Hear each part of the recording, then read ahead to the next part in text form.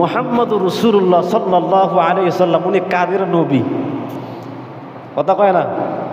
আপনাদের কাছে প্রশ্ন, মুহাম্মদ সাল্লাল্লাহু আলাইহি ওয়াসাল্লাম কাদের নবী? সবার নবী। আগের ধারাবাহিকতা দিয়ে বলছেন, তাই তো?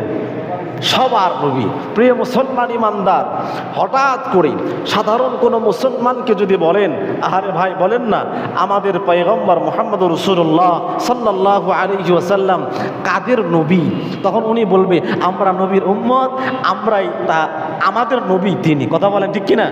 তাই কিনা বলেন? তাই বলবে।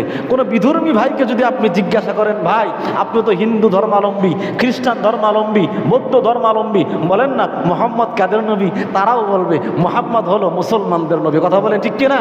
প্রিয় মুসলমান ইমানদার, বলেন না। এবার দেখেন আল্লাহ তাআলা কোরআনের মধ্যে কি ঘোষণা জানায়া দেয়, قُلْ يَا أَيُّهَا النَّاسُ إِنِّي رَسُولُ اللَّهِ إِلَيْكُمْ جَمِيعًا। প্রিয় মুসলমান ইমানদার, কথাটা লক্ষ্য করে বুঝবেন।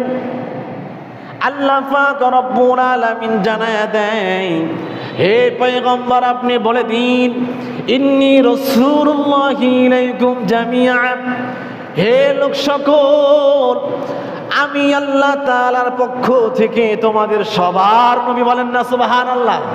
ইয়া আইয়ুহান নাস, এখানে নাস শব্দটা আসছে, ইয়া আইয়ুহাল্লাযীনা আমানু বলে নাই, হে ঈমানদাররা আমি তোমাদের নবী, এটা বলেন নাই। পয়গম্বরকে জানাইতে বলছে, পয়গম্বর আপনি জানায়া দেন, ইয়া আইয়ুহান নাস, হে লোক সকল আমি তোমাদের সবার নবী। বলেন না সুবহানাল্লাহ। নাসের মধ্যে মানুষদের মধ্যে কারা কারা আছে? মুসলমান, শুধু মুসলমান, অন্য ধর্মাবলম্বী নাই। স্পষ্টভাবে আল্লাহ পাক রব্বুল আলামিন জানায় দিলেন, শুধু মুসলমান নয়, সমস্ত মানুষদের পয়গম্বর নবী হলো আমাদের পয়গম্বর মুহাম্মদুর রাসূলুল্লাহ সাল্লাল্লাহু আলাইহি ওয়াসাল্লাম। আল্লাহু আকবার। কত সুন্দর